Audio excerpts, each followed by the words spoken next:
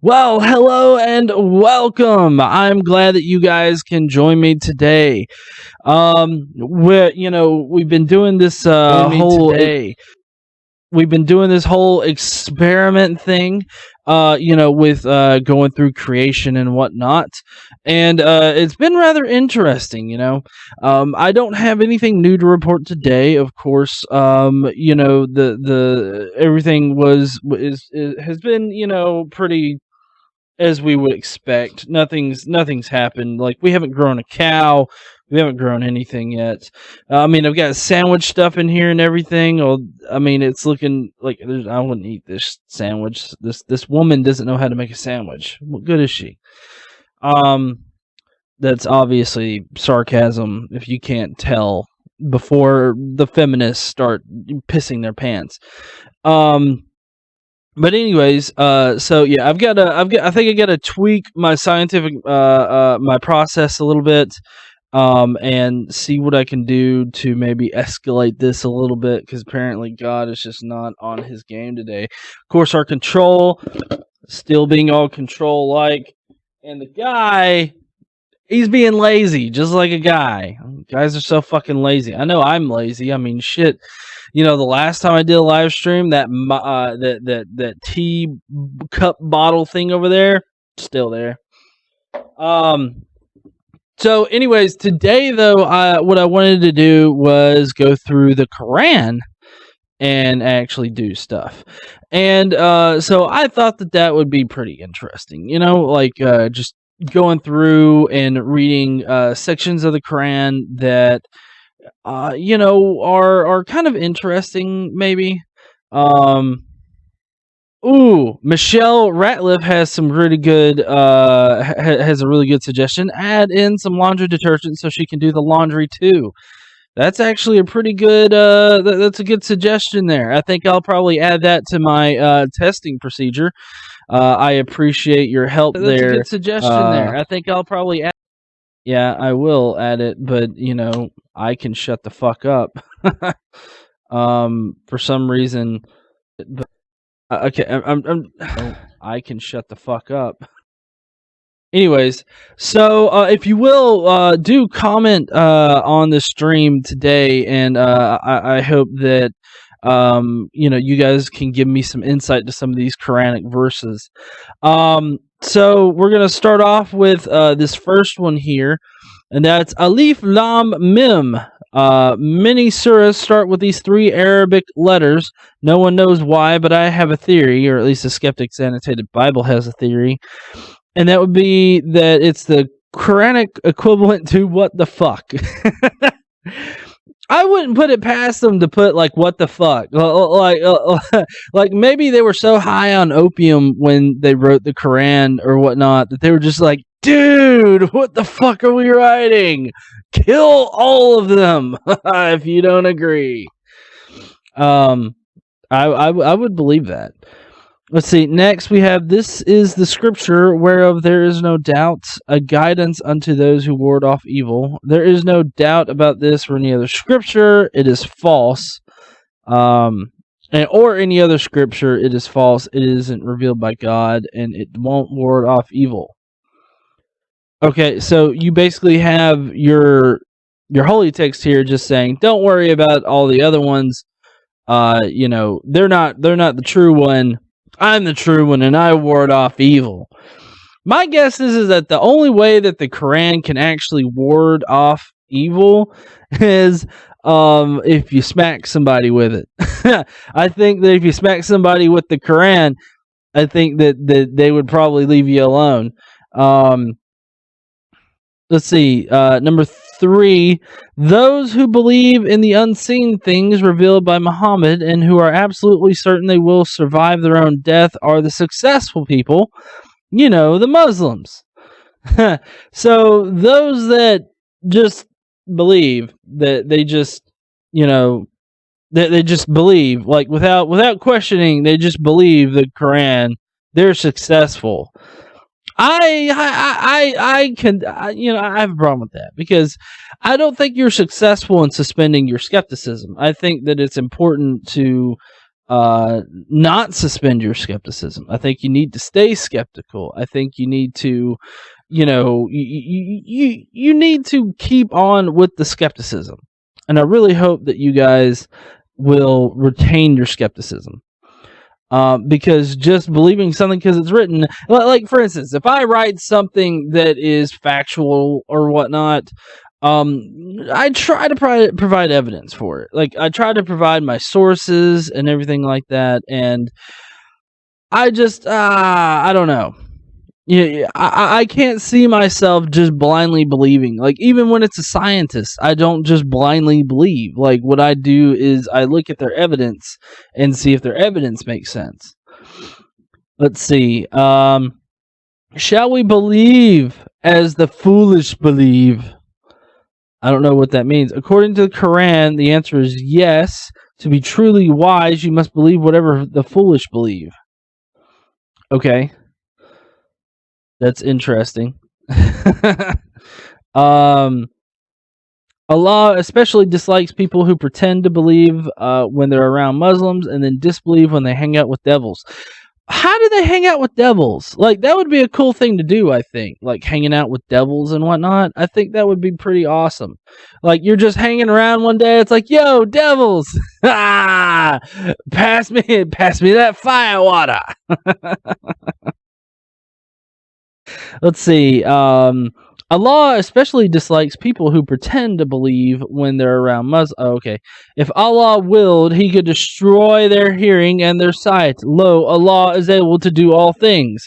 Why doesn't Allah do that? Like if you're seriously wanting to,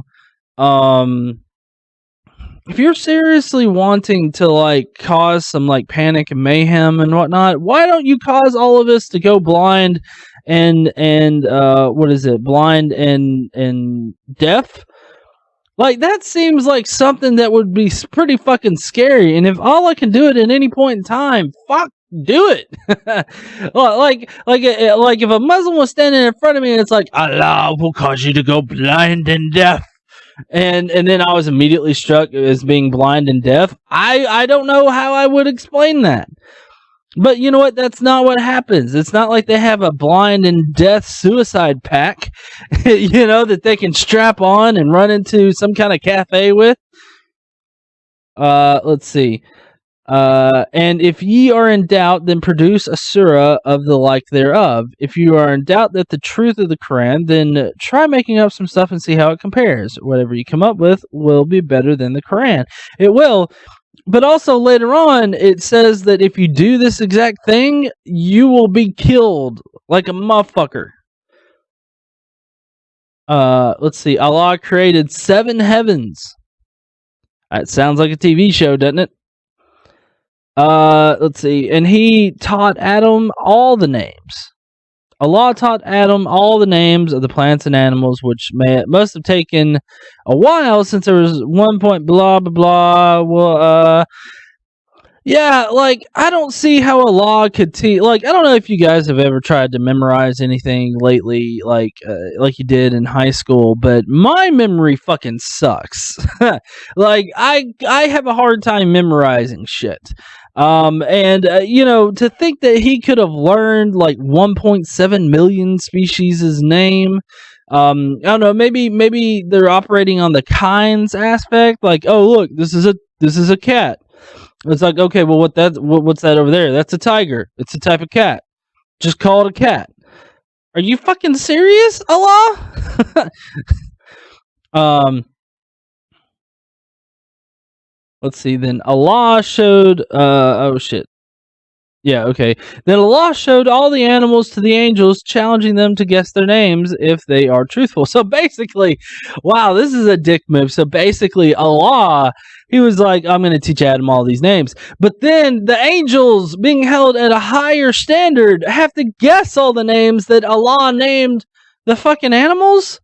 How big of a dick can you be there, Allah? But the angels weren't truthful enough to guess correctly? So, it's not that they weren't truthful enough, it's that you made up fucking names and then expected. That's like holding up a card being like, okay, guess what's behind the card? like Venkman in Ghostbusters. I mean, come on, man, you're being a dick. That shouldn't surprise. I mean, it really shouldn't. But I mean, he's a god. All gods are dicks. Then Allah tells Adam to tell the angels the animals' names. So Adam tells them and says, "I know something you guys don't." Neener, neener, neener. Obviously, this is liberties taken by the Skeptics Annotated Bible, but the Bible, Skeptics Annotated Bible.com, and they did the Qur'an. But I find that odd that he had. It's basically like Allah has Adam like totally rub his nuts on the angels, being all like, "Yeah, I'm better than you guys. I'm favored and shit." See, Allah commands the angels to worship Adam. They all do, except for Iblis, who becomes a disbeliever. Yeah, fuck him. Fuck Allah. I think that I would stand up there with Iblis too. I'd be like, "Oh yeah, I'm with this guy. Fuck you, motherfucker. Trying to make us guess all these names. You got some weird ass fucking names for these things. Who thinks of cat when you see that little motherfucker right there? All I see is a guy giving me a flip, the bird, flipping me the bird, because the cats are dicks." Not all cats. Some cats are fine, when they're cute and young, and then they grow up and they're like, "Fuck your couch." Let's see. After the people worshipped the calf, Moses told them to kill themselves.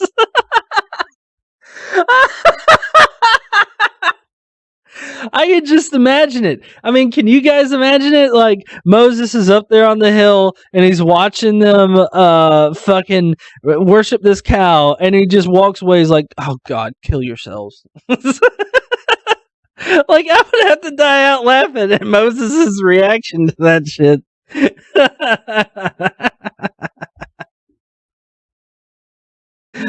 Oh man. That he said would be best for them. It'd be better if you killed yourself at this point. I mean, I don't know what to do. All right, let's see one more, and then we'll go. After the people were, let's see, Allah struck Moses with lightning and then revived him just so that Moses would thank him for it. All right, okay, like we got to read this. Like, hold on, let me see if I can bring this into view here. 55. Wait, hold on.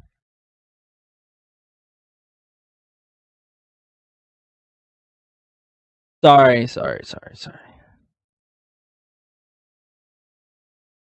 And ye said, "O Moses, we will not believe in thee till we see Allah plainly. And even while ye gazed, the lightning seized you. Then we revived you after your extinction, that ye might give thanks."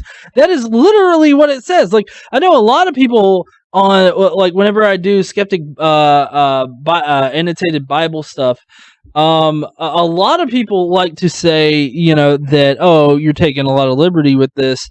And even the Skeptics Annotated Bible people, they don't take any kind of liberty, because it literally says God zapped Moses like he's fucking Zeus and then revived him so that he would be like, "Oh, thanks for reviving me." I mean, it's almost like the ant that's walking along and the kid starts to burn the ant and then stops, and the ant's like, "Oh, thank you for not burning me, you dick."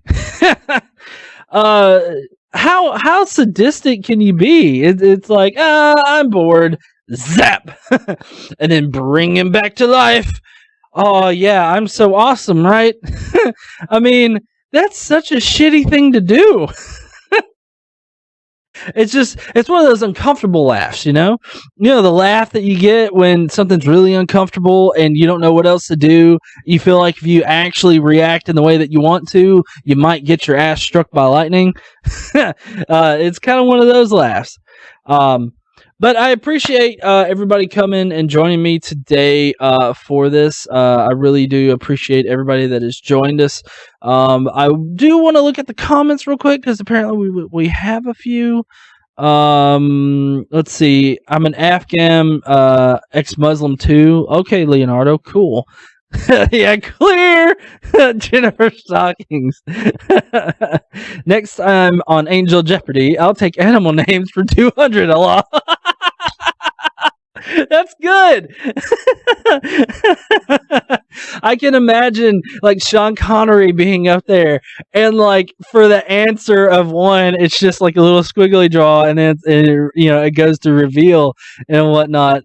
It goes to reveal it, and then it's just a picture of Muhammad.